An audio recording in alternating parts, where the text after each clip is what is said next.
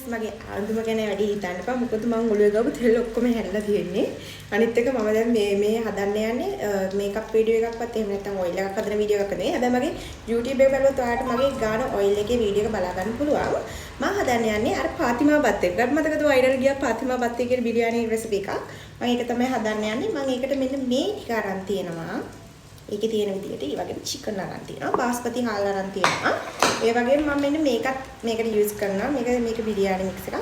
මම හිතුවා මේකේන ටිකක් දාලා බැලුවොත් හොඳයි කියලා. මොකද මේ ඒකම නෙමෙයි පොඩ්ඩක් මේකේ රසයි කියලා හිතෙනවා. අපි හදලා බලමු. අපි හදලා බලමු. එන්න මේ හට්ටියක් ලිපේ තියාගෙන එන්නකෝ අපි හදලා බලමු. ඉතින් මේ වගේ හට්ටියක් ලිපේ තියාගෙන ඒකට තෙල් ටිකක් දාන්න. තෙල් ටික රත් වෙනකොට අපි මේකට චූටියට කපාගත්ත ලුණු එකතු කරගන්නවා. ලුණු ටිකක් වැඩිපුර එකතු කරගන්න තියෙනවා නම් හොඳයි. ඒ කියන්නේ බිරියානිකේ කල එක වගේම රසය ගන්නත් ලුණු ගොඩක් වැදගත් වෙනවා. ඉතින් ලුණු ටිකක් හොඳට පැදීගෙන එනකොට අපි මේකට චිකන් තමයි එකතු කරගන්නේ. චිකන් අනිවාර්යෙන් එකතු කරගන්න කලින් ඔයාලා හිතනවන හට්ටිය පාවිච්චි කරනකොට හට්ටිය ටිකක් ලොකු එකක් ගන්න. මොකද මම මෙතනදිත් වැරද්දක් කරලා තියෙනවා. හට්ටිය චූටි හට්ටියක් අරගත්ත නිසා මට චිකන් ඔක්කොම මේකට දාගන්න බැරි වුණා. හැබැයි මම ඊට පස්සේ හට්ටිය වෙනස් කරගත්තා. මම වෙන හට්ටියක් අරගෙන ඒකට චිකන් දාලා දැන් මේකට බත් එක එකතු කරගන්නත් අපිට ඉඩමදි. ඒක නිසා ඔයගොල්ලෝ ටිකක් ලොකු හට්ටියක් භාවිතා කරන එක හොඳයි. ඊට පස්සේ මේකට තක්කාලි, අමු මේරිස්, කුරුඳු, bay leaf, එතකොට කරපිංචා මේවා ටිකක් එකතු කරගන්න. ඒ වගේම තමයි අර තරුපහේ මල වගේ තියෙන බිරියානි මල් කියන එක ඒකත් එකතු කරගන්න. ඒ වගේම මේකට තව මම එනසාල් එකතු කරගෙන තියෙන කරබනට් ටික එකතු කරගෙන තියෙනවා. 3-5 කහ මිරිස් කුඩු මට මෙතන රෙකෝඩ් කරගන්න බැරි වෙලා තියෙනවා. මේ වගේම තමයි විජේකේ බිරියානි මික්ස් එකෙන් චූටක් මම එකතු කරනවා. මොකද ඒක රසයි. මම කලනොත් හදලා බලලා තියෙනවා. ඒක නිසා තමයි මම මේකට චූටක් එකතු කරගත්තේ.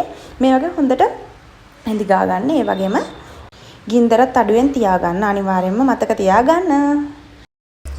ඉතින් මෙහෙම දකින්නකොට කන්න හිතෙන්නේ නැත්තේ කාටද අනේ. ඔයාලත් හදලා බලන්න. මේක මාරම රස රෙසිපි එකක්. මේකේ වොයිස් එක මම කරන්නේ මේක හදලා ඉවරුනාම. ඒ වගේම තමයි මේ වෙලාවේ එන සුවඳ කියලා නිම කරන්න බෑ. අනිවාර්යෙන් ඔයාලා මෙතනට වතුර මේව කරන චිකන් එක වැහෙන මට්ටමට වතුර දාගන්න. එතකොට ගොඩක් හොඳයි. මෙතන අපි බහල් එක චිකන් ටික බාගෙට තැම්බීගෙන එනකොට බෑගට තැම්බුණු බාස්මති හාල් තමයි මම මේකට එකතු කරගන්නේ. එතකොට අපිට වැඩි වෙලා යන්නේ නැති බිරියානික ඉක්මනටම උයා ගන්න පුළුවන්.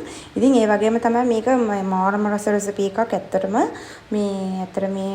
මේ වීඩියෝ එක මම ඉවර වෙනකම් බැලුවා. හැබැයි ඒ ගා විදියටම ආවා. හැබැයි පාට පොඩ්ඩක් අඩු උනේ.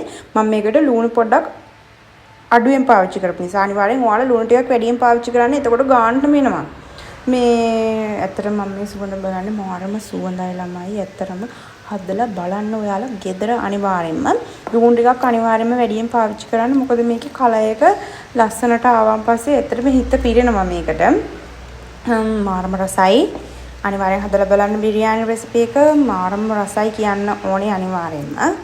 කියන්න දෙයක් නැහැ. රසම රසයි. ඇත්තටම මම මේ බිරියානි එක අනිවාර්යෙන් ආය දවසක හදනවා. අපේ අම්මටයි තාත්තටයි දෙන්න. නංගිලාත් හරි ආසයි බිරියානි කන්න. ඒක නිසා මම මේක අනිවාර්යෙන්ම හදනවා. ඒ වගේ වීඩියෝ එකක් ආයෙ කරොත් අනිවාර්යෙන් ෂෙයා කරගන්නම් ඔයාලත් එක්ක. පේනවනේ මගේ අතර වෙච්ච දේ. ඉතින් ගිහින් එන්නම් ආය දවසක මේ වගේ ලස්සන වීඩියෝ එකක් කරන් බයි බයි.